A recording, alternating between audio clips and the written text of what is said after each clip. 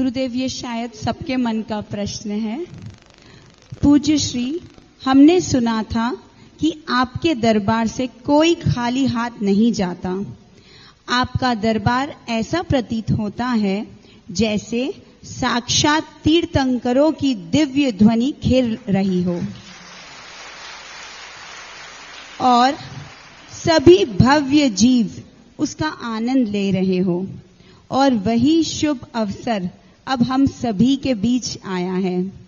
हे गुरुदेव, मेरी जिज्ञासा ये है कि हमारे कौन से पुण्य कर्मों का उदय है कि आपके चरण सुमति धाम में पड़े हैं और इंदौर नगर को आपका पावन चातुर्मास कराने का सौभाग्य प्राप्त हुआ है। और गुरुदेव, हमारे ऐसे कौन से पाप कर्म थे जो आपके सानिध्य हेतु हमें इतना इंतजार करना पड़ा गुरुदेव?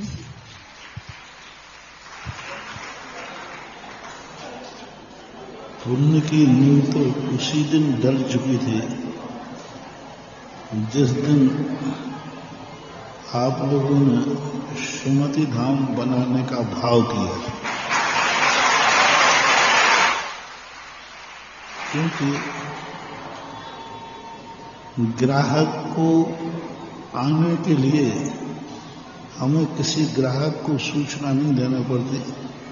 दुकान खोलते समय कोई दुकानदार ये नहीं बनाता है पहले सब ग्राहकों से पूछने जावे कि भाई आप हमारे यहाँ से माल खरीदोगे तो दुकान खोलें। होटल वाला कहे पहले बताओ कौन कौन व्यक्ति हमारे यहाँ भोजन करने आएगा तो खोलें। कोई लाज बनाने वाला कहे कि भाई पहले बताओ कौन कौन हमारे यहाँ ठहरेगा तो फिर हम लाज बनाएं। ऐसा तो कभी होता नहीं है। दुकानदार बस एक ही सोचता है कि हम ऐसा माल रखें, ऐसा शोरूम बनाएं कि ग्राहक अपने आप आए। इसलिए तुमने हम साधुओं से पूछ करके सुमति धाम नहीं बनाया था। महाराज जी आप लोग आओ तो बनाओ। हाँ, उन लोगों ने पूछने गए कि महाराज जी यदि आप हम सुमति धाम बना, यदि आप आओ तो बनाओ। ऐसा तो बनाया नहीं, आपने बनाया ऐसा अच्छा है कि साधु का मन करता है कि एक बार चले जाए। जैसे साधु दुकान को देख करके कोई अच्छा मॉल हो और शोरूम अच्छा हो तो ग्राहक ये सोचता है माल खरीदें या नहीं खरीदें, एक बार अंदर जाके देखे तो सही। तो ये शोरूम की बात होती है। कोई भी चीज इतनी बड़ी विस्तार की कल्पना लेकर के इतना मंदिर, इतना प्रांगण, ये सब इतना सोच बनाया है तो उसकी चर्चा फैलती है। और जब चर्चा होती है तो मन भी होता है कि चलो एक बार देख लेते हैं। इसी से अंदाजा लगा लो कि सुमति धाम के नाम से हम कम से कम 30 किलोमीटर का चक्कर लगा के आए।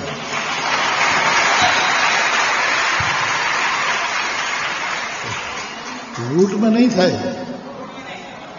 बिल्कुल नहीं था। कहाँ हम उत्तर में थे और कहाँ ये दक्षिण में थे। लेकिन फिर भी कोई ना कोई पुण्य तो है, नहीं तो साधु तो एक कदम आगे नहीं दिखता। कई लोग बाजू में रह जाते हैं कि महाराज 100 कदम पर कोई चीज है तो भी साधु नहीं जाता, और सुमति धाम के नाम पर 30 किलोमीटर चल गया।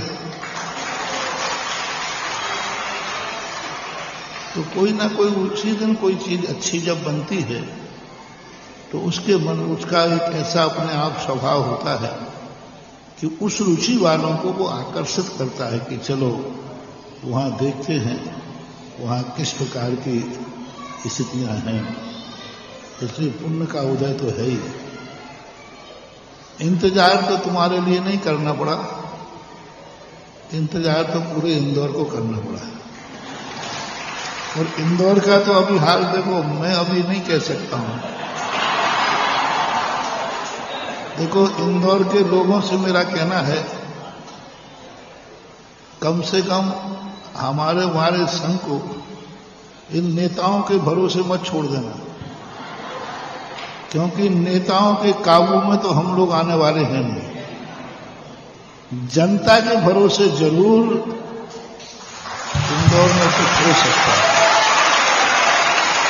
इसलिए नेताओं के भरोसे छोड़ करके तुम मत बैठ जाना, नहीं तो तुम्हें सुबह पता चला कि महाराज तो आउट ऑफ इंदौर हो गए।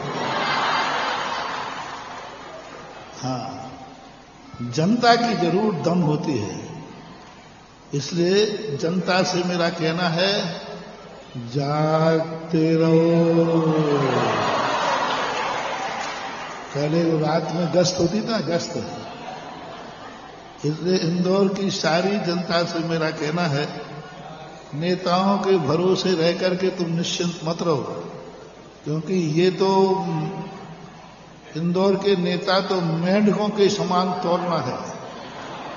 मेंढक को तोल देना। हमारे ज्ञान सागर महाराज ने वीरोदय में लिखा कि मेंढकों को तोलना है। एक को पकड़ो तो, उसको पकड़ो तो ये ग्रुप आगे आ जाएगा तो दूसरा ग्रुप पीछे, एक आगे आया तो दूसरा पीछे। इसलिए ये नेता फेता को तो मैंने सैंपल ले लिए यहाँ के। इसलिए नेताओं के भरोसे मत रहना।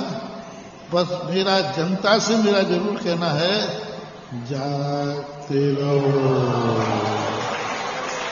एक बात तो तय है, और जनता में इतनी दम होती है, जनता में इतनी दम होती है कि साधु के बढ़ते हुए कदम को भी रोक सकती है।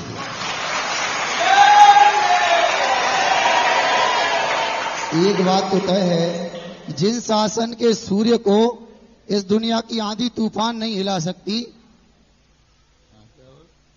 गुरुदेव, एक गंभीर प्रश्न और है।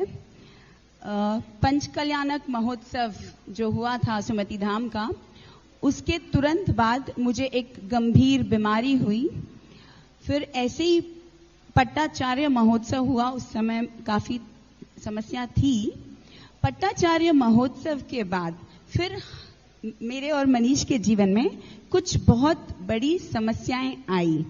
मैंने और मनीष ने कभी भी डरे नहीं। हमने कोशिश करी कि हम अपनी समस्याओं से कैसे भी इसको पार करें, पर कहीं लोग ऐसे रहे गुरुदेव इस पिछले 2-3 वर्षों में, जिन्होंने हमें बोला कि आपको नजर लग गई है, किसी ने बोला नजर में आ गए हो, किसी ने निंदा करी, किसी ने अच्छा बोला, पर किसी ने बहुत बुरा बोला। कई बार समाज ने अनुमोदना करी तो परिवार वालों ने निंदा करी। उससे मुझे और मनीष को फर्क नहीं पड़ता, क्योंकि हम जैन धर्म की प्रभावना को लेकर हम बहुत ही खुश होते हैं। हमको आनंद आता है, मुनि सेवा में आनंद आता है, मंदिर की सेवा में। पर जब कोई पारिवारिक व्यक्ति, कोई बहुत निकट जो हमारे होते हैं, हमारी निंदा करते हैं, जब हम कोई धर्म का काम करते हैं, तो फिर हम अपनी भावनाओं को कैसे राग द्वेष से मुक्त रखें? देखो, इस संबंध में तो मेरे जैसा मन मस्त बना लीजिए भाई।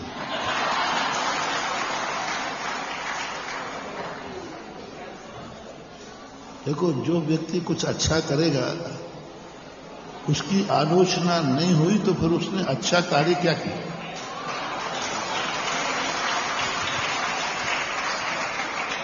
अच्छा कार्य क्या? मैं तो बड़ा खुश हूं। और अपने लोग ही निंदा करते हैं, पराये लोग नहीं करते। कभी भी होता है, निंदा कभी पराया नहीं करता। जो अपने होते हैं उन्हीं को निंदा करते हैं, अपने लोगों को ही जलन होती है।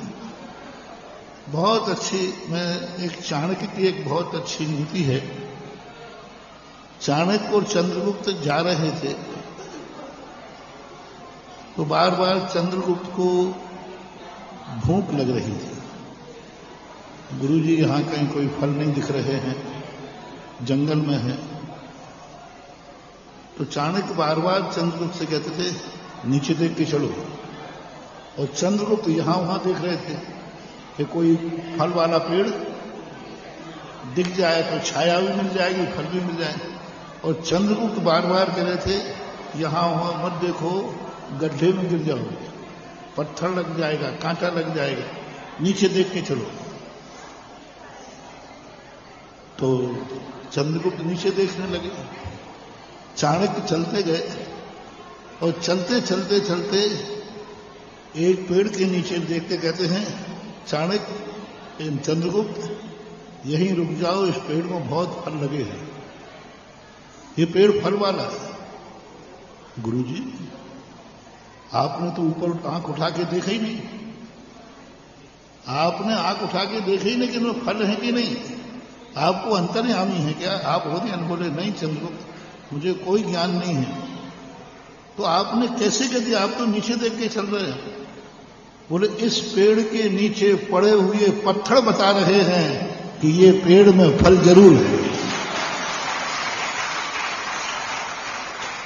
क्योंकि उसी पेड़ के नीचे पत्थर पड़े रहते हैं जिस पेड़ में फल है। वो लोग कितनी अच्छी नीति है। इसलिए जिसकी जितनी ज्यादा बुराई हो रही है समझ लेना वही वही कुछ ना कुछ माल है।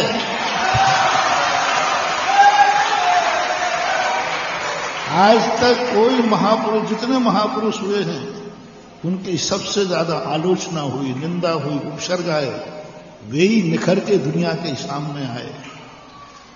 तो मैं तो ये कहता हूं, मेरा तो ये पसंदीदा है, जब कोई मेरी बुराई करता है, कोई बाहर से निकालता है, मैं बड़ा खुश होता हूं। मैं सोचता हूं कोई ना कोई फल जरूर मेरे में लग चुका है, कोई ना कोई अच्छाई जरूर मेरे में आई है, तभी कहीं बुराई हो रही है। कोई ना कोई अच्छाई जरूर आई है, तब कहीं कोई बुराई हो रही है। ये ऐसा मानना चाहिए। तो आलोचकों से तो कभी नहीं डरना, इन आलोचकों को तो छूट दो जम के। एक बार किसी ने कहा महाराज जी आप चाहो तो 2 मिनट में आलोचकों को बंद कर सकते हो। मैंने कि मुझे पागल कुत्ते ने नहीं काटा कि मैं उनको बंद करूंगा। लोग कहते हैं महाराज आप चाहो तो सारे दुनिया से आपकी कहीं बुराई नहीं, निंदा नहीं हो। मैंने कि इतनी बड़ी गलती मैं नहीं करूंगा। मैं तो चाहता हूं कि मेरे निंदक सदा जिंदा रहें, और जिंदा रहेंगे तभी मजा है। 2-3 महीने में कहीं मेरी व्हाट्सएप नहीं निकलता तो मुझे गैस बनना चालू हो जाती। मुझे डर लगता है कि जरूर मेरे से कोई गलत कार्य हो रहा है, मेरे से कोई अच्छा कार्य नहीं हो रहा है, तभी तो आलोचना नहीं होती। इसलिए आलोचना तो ये स्वभाव है अच्छे लोगों के लिए। बस वो पत्थर तुम ध्यान रखो, उसी पेड़ पर पत्थर मारते हैं लोग जिस पेड़ में फल होते हैं। सारे जगत के लिए यह उदाहरण सबसे बड़ा उदाहरण है। बस ऐसा है।